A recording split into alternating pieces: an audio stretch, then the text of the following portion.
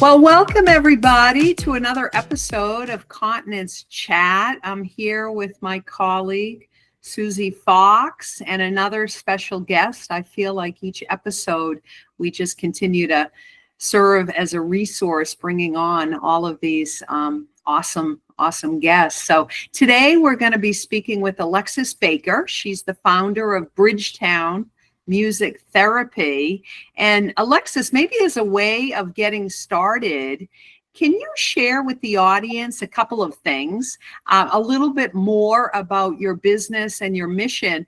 But I'm just curious to learn too, what inspired you to become a music therapist? Sure. I feel like it was a very clear calling for me. I've always loved music, grew up in a family where all of my siblings and I played instruments. And when I was in high school, about 16 in high school, and starting to think about what I was going to do as a career and what I was going to go to school for, I knew I wanted to do something that involved helping people, but I also wanted to do something with music. And it was right at that point that I learned about music therapy, and it just clicked. And I was like, that's what I want to do. So I feel so fortunate that it was a very clear path for me. That's what I went to school for. I am so passionate about it. I love what I get to do. And then a few years down the road after becoming a music therapist, I started my company, Bridgetown Music Therapy, in late 2016. Great. And I want to say congratulations too, because I saw that you did a post on LinkedIn. I love your posts, by the way. You're very active. Thank you. And I think you bring a lot to the table. But the Spark Awards, you were named a finalist. Yes, that just happened. Wow. Well, congratulations. That's incredible. Thank you. For those that don't know, what are the Spark Awards and how does something like that happen? I had a colleague tell me about it, and I was right at the cutoff for age. So I was like, this is the year I have to apply or else I'm too old.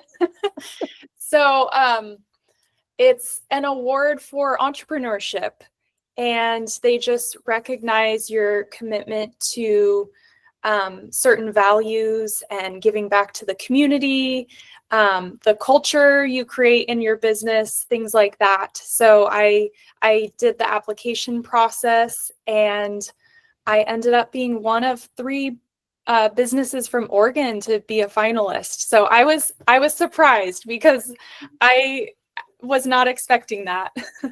Susie, I know I've got a bunch of questions to share with Alexis, but I know you've got a bunch too. So do you want to kind of get things kicked off with a few questions? Sure. I was intrigued, Alexis, about your passion regarding music and making a difference in the lives of older adults that are living with dementia. And my question is, how do you spark joy and connection through meaningful music engagement? Well, it starts with personally experiencing the power of music. I think we all can, we all relate to music in some way. We've all experienced the power of music in some way. And so I've experienced that for myself, and I want to help others experience that. And it can be the simplest things, like a familiar song to someone that maybe they haven't heard in a while, but then hearing it triggers a memory, and then the song lyrics pop into their head and they're able to sing along with it. And that in and of itself sparks moments of joy. And especially with dementia, as people, dementia is a condition where the brain is literally breaking down. So people are losing parts of their self, and they tend to retreat more inward. So in my work, I've witnessed a lot of people with just their head down. They're not really engaging with the world around them. And if I can use music to help them re-engage with the world and people around them, that's where the connection comes in, where they're able to meaningfully connect with people, even reconnect with themselves as a person, because dementia steals part of themselves. It can cause behavioral and personality changes. And so for the people who've known them their whole lives, they're like, this isn't the person I know. And there's a lot of that sense of loss, like, or that, especially like they're slowly losing them. So if we can help them reconnect to family members and just the world around them, that's so powerful.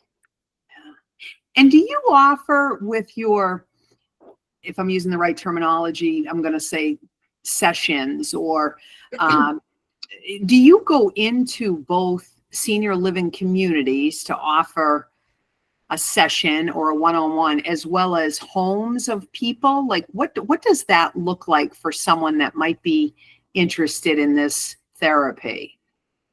Yeah, great question.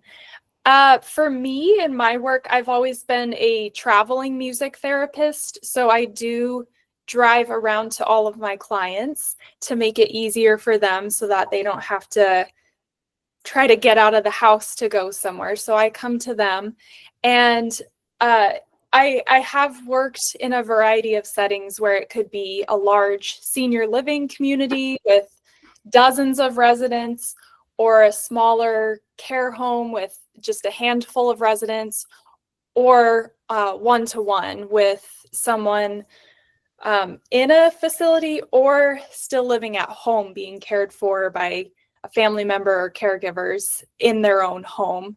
So it ends up being a variety. Right now I'm kind of focusing on the smaller care homes. I like working with individuals, but I also like working with groups. But for groups, I like the smaller, more intimate, like just a handful of people rather than like a really large group.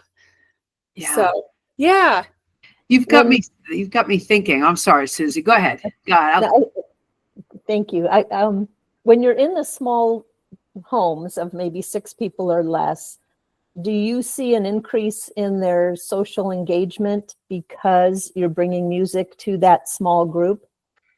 Yes, definitely. And obviously, I'm only coming in for a set amount of time, and I don't see how they are outside of the music therapy visit. But I do notice, and I am focused on helping them connect socially. So resident to resident, resident to caregiver, or sometimes it's resident to family member. And that will look like I've seen residents like reach out and hold another person's hand, or a family member or a caregiver, or they'll start a conversation.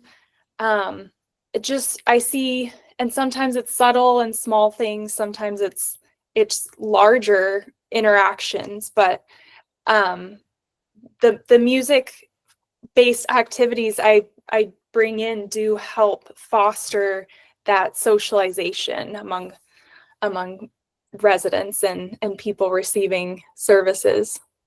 Yeah. I was just going to say before that you have me thinking now, my mind going, right? Like of what a great thing. Like sometimes I think of different therapists per se, like it could be a speech therapist, an occupational therapist, but someone that comes into the home, and that engagement typically would be between the person receiving the therapy and the therapist. But your offering, to me, my wheels are spinning, is a little bit unique because that can ripple out to,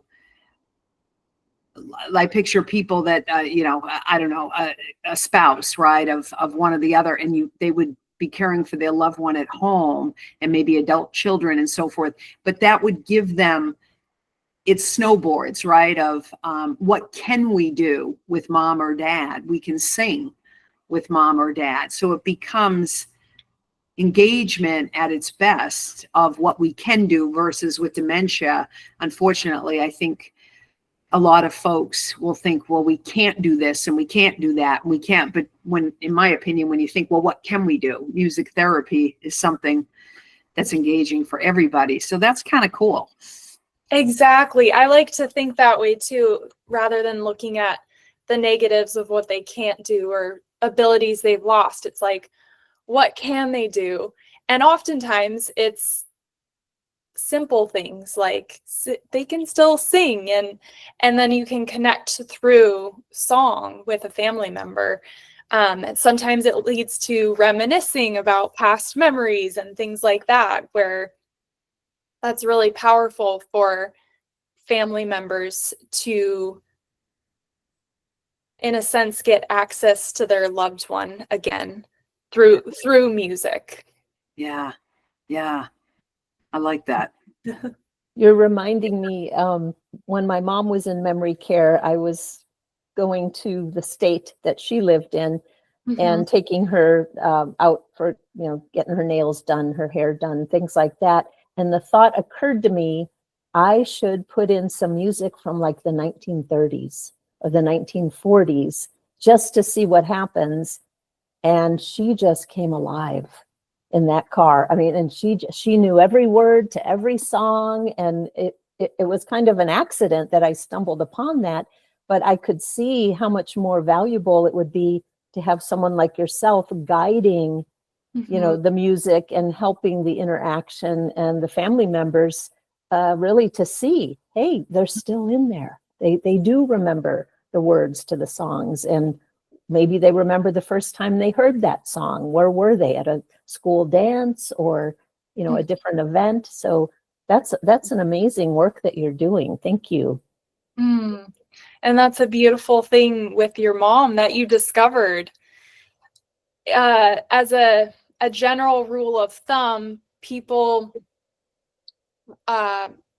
resonate most with the music from their teens and their early 20s. So if you don't know where to start with music, then you just do a little math and find what were the decades when they were in their teens and 20s.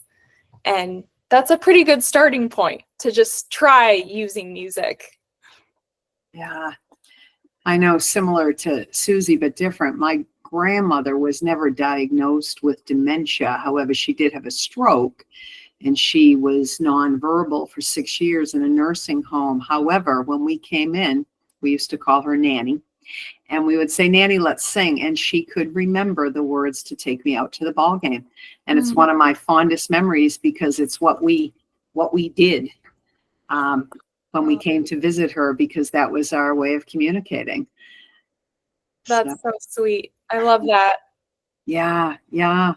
And I'm just curious, from your opinion, we're on Continence Chat.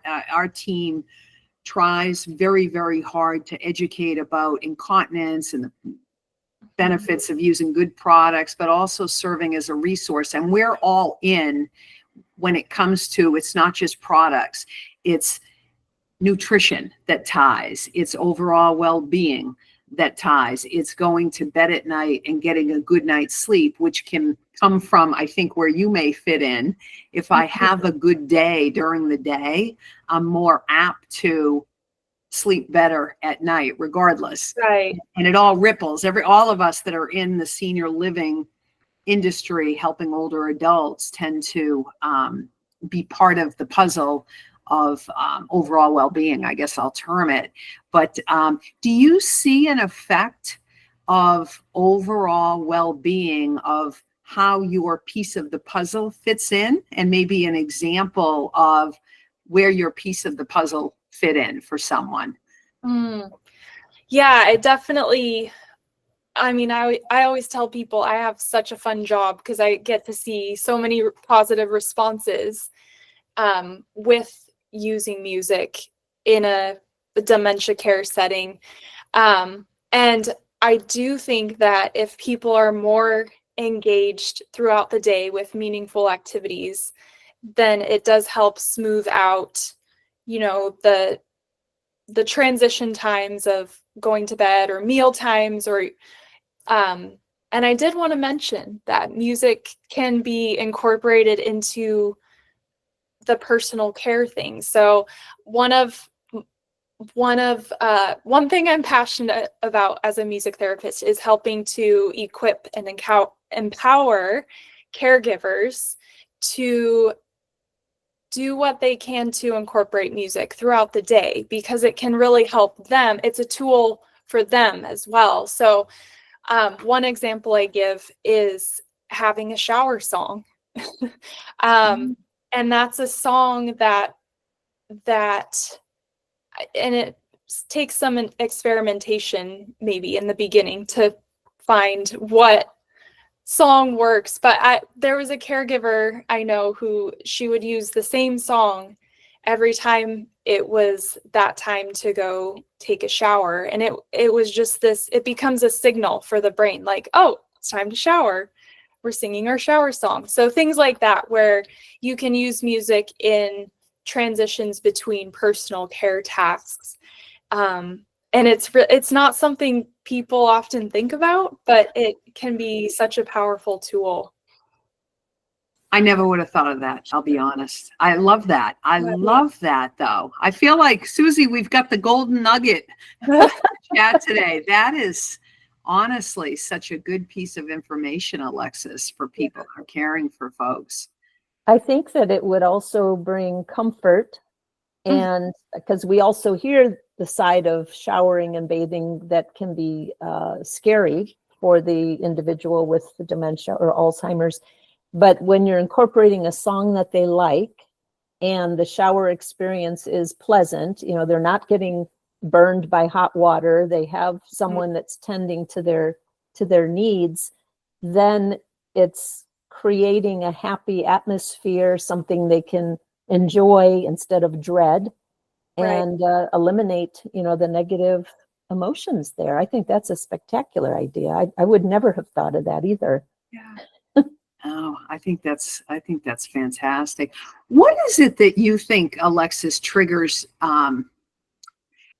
people's like of different music? And I know you had mentioned, when people are teens or in their 20s, they tend to remember that. But I mean, from a perspective of people have different emotions, right? So I know you could be out really excited about something. It could be an event. It could be a speaking engagement. It could be a million things for a million different people. And the type of music you may choose may be really upbeat at that time in your life, right? And then you could have some type of personal challenge and you're down in the dumps and it's, you're putting on a down in the dumps song. What are those things that trigger us to have music as triggers for us, positive and or negative? Bring us up, bring us down. It all lies in the music.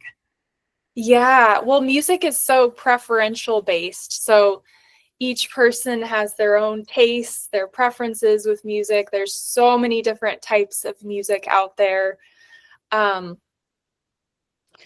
So one song or type, genre or style of music might not work for another person.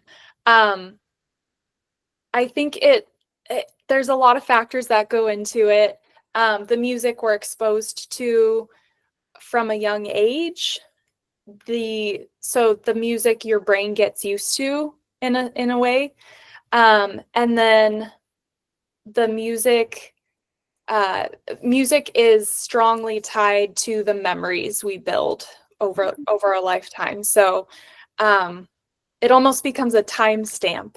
So if it's a happy, positive memory, and there's a certain song or type of music associated with that, then when you hear it again down the road, it will uplift you. It will bring you joy. It will bring back those positive memories. But if it's a negative memory, then that can actually trigger harm, emotionally, mentally for the person. So yeah, there's a lot of different factors that go into it. And as music therapists, we're all trained on that. We're trained to learn all of that and just be very mindful and aware of the music we're using and its effect it's having. And we're trained to really assess client responses. How are they responding in the moment to a song, a music activity. Yeah. It's very fascinating, and it's all backed by research too. So, Wow. And I know your niche, I think your niche, right, is older adults with dementia. But do you yes. do any music therapy with children that might have special needs or nonverbal, anything? Yeah, I have in the past. So, my first few years as a music therapist, I was working with a wide variety of people. I was working with kids, adults with developmental disabilities, mental health, and then older adults. So I was spread across the age spectrum. And Mhm. music therapists can work with any age and any population of people, with the focus always being whatever the setting, whatever the diagnosis or disability. The focus is to improve quality of life and help overall with health and well-being. But then we get really specific with goals and objectives, that if you're a music therapist in the neonatal intensive care unit in a hospital, that looks so different than like Mhm. working with adults with developmental disability. Like, it just is different settings and different approaches and Yeah. different types of music used and activities. And yeah. Yeah. I see also that you do have a free live music Zoom sessions that are being offered. What can people expect from those? Yeah, that's an outreach that we started about three years ago. They are over Zoom. And so one thing as a music therapist is differentiating when it's formal music therapy versus more of a therapeutic music approach. So we don't call the live sessions music therapy. We call them live music sessions, because it's not formal music therapy in the sense where there's assessment and treatment planning and implementation and evaluation, documentation, all that of the like music therapy process. But this is more of a informal approach. I definitely use my music therapy lens and training to facilitate these, but they're open to anyone. We get people who join from all over the country and have even had internationally. And we do a theme each month. So it could be based on time of year or just a genre, like country classics, or I don't know, different kinds of fun themes. And then we incorporate lifelong learning into it. So like facts about the songs, and then a trivia question and some engagement questions. And we try to make it interactive, and we have both groups and individuals join. So it's just another way we have fun with music and get people engaged and try to lift their spirits. Wow, that's wonderful. With the holidays coming, is there, and I know we're getting close to our time here, but is there a tip that you might give to people who are caring for someone with dementia with the holidays upcoming as it relates to music? Well, in reference to Christmas and that set of holidays, the winter, there's several holidays that happen that time of year. Music is big that time of year. So I would just say to try to incorporate it as much as possible. Like, often people shy away from something they're not familiar with. So if they don't consider themselves a musician, then they might not venture into that territory. But we're all musical beings in some way. And so it doesn't matter if you're not formally trained, like anyone can participate in music therapy services. They don't have to have past music experience or like be trained on an instrument or anything like that. Music is accessible to everyone, like at whatever level you want to participate. So there's singing, there's dance, there's listening, there's playing instruments, all different ways to engage in music and benefit from it. So I always tell people, just participate at whatever level you're comfortable. And I always take the pressure off. Like, it's not a performance. There's no right or wrong. It doesn't matter how you sound. Just that we're engaging together. I love that. That's a way to end this, right? Just that we're engaging together. Like, you couldn't have summed it up better. To me, it's the name of the game. How do people reach you, Alexis? We'll put tags on this and so forth, but if they want to reach out to you and learn more, what's the easiest way? Sure. Our website is a great spot to start. It's bridgetownmt.com. The MT is for music therapy. You can contact us from there, or you can reach out directly to me by email. It's just alexis@bridgetownmt.com. We're also on the social media platforms, LinkedIn, Instagram, and Facebook. Fantastic. Well, thank you so much for being our guest. We're going to keep fingers crossed that you win the Spark Award. We'll keep fingers crossed, but just being a finalist is a win. And keep doing what you're doing. You're doing great things. You're fun to follow along on LinkedIn. I would encourage folks to follow you. I enjoy your post. Very positive. Susie, any parting words for Alexis? What a gift. Oh my goodness. Thank you. Thank you, Alexis, for sharing your gift really with the world and with families that are hurting, families that are in difficult places. And it's almost as if you're giving them their loved one back, or they can enjoy moments together. So kudos to you. We appreciate you and what you're doing. Thank you for sharing it with us. Oh, thank you. Thank you so much.